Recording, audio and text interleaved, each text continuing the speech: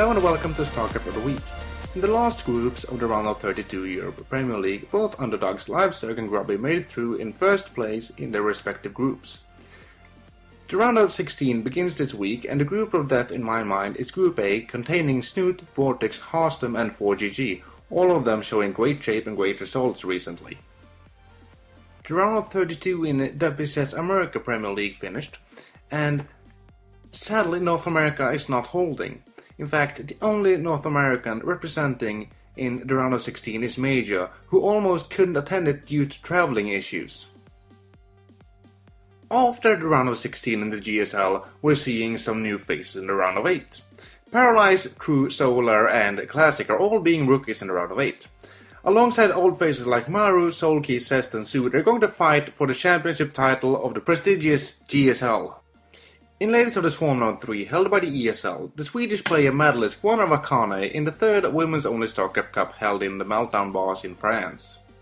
Then in the Dragon Invitational, a small but incredibly stacked online cup held by Dragon and even sponsored by Dragon, was won by Innovation. It was actually so successful that they decided to put on another tournament this week as well, and this one being equally stacked if not even more so.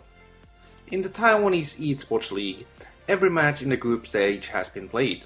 In fact, the playoffs have even been settled, and everyone is seeded after the group stage placings. And the winner of both groups has to only win one game in order to get to the grand finals.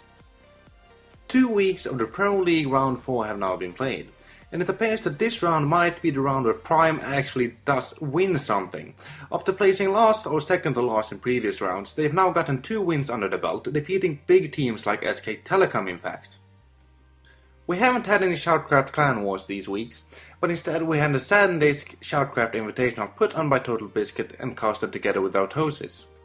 CG Enters as Hero takes the SanDisk Power Tournament after defeating Flash in the finals, turning it around 4-2.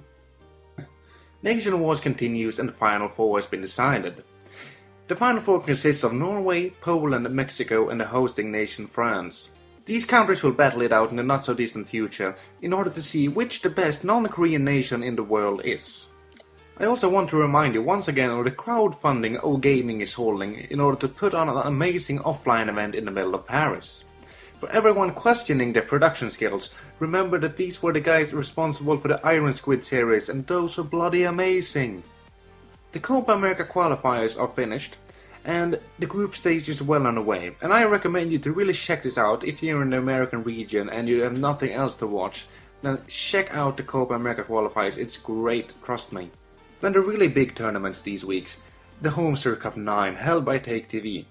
Tasia took it home and grabbed himself his third Homestead Cup title after defeating MC in a cruelsome finals, rolling him over 4-0. Both foreigners, Snoot and Daisy, made deep runs in the Homestead Cup 9, grabbing themselves 3rd and 4th spots in it. And we move on to the craft of the week.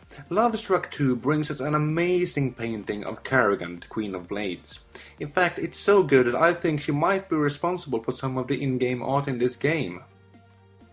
And Chalcedonio reminds us that Kerrigan has a human form as well. Pretty good, eh?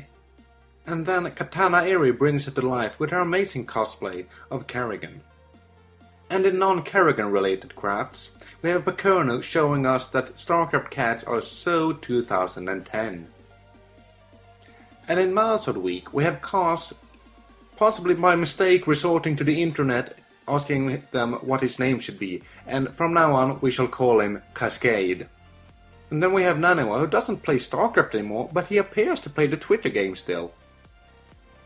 And in Arcade of the Week, we have the fast-paced first-person shooter Tercera by Bounty, and this game truly reminds us what the StarCraft 2 engine actually can do. It's a really cool game where you try to shoot down your foes and you have a shield to protect yourself. I really suggest that you should check it out. In Person of the Week we have Apollo, arguably the world's most experienced caster. In fact, he'll join in Control at DreamHack this weekend. If you want more than casting from him, you can check out his guides on his YouTube channel Apollo SE2. They range from the most beginner of guides to the most in-depth of guides. But sadly, after the Homestead Cup 9, we cannot trust him. In Match of the Week, I'll bring you a whole series this time.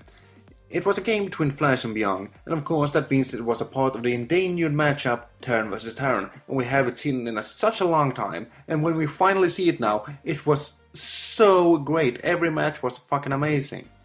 And here, if you do not have the time to watch all of it, I should really suggest that you check out game number 3, because that one was just a tad bit better than every other game in the whole series. Tip of the week I'm ripping up from Liquid Snoot, and it's for all of you Zerg players who want to know where to focus your attention. And it's when you're being attacked, when they try to push back your creep, and it's not to eliminate the army. In fact, you should try and spread it elsewhere so that you can regain that ground after you've pushed back that army or it's simply gone away. And as always, thank you so much for watching. Bye!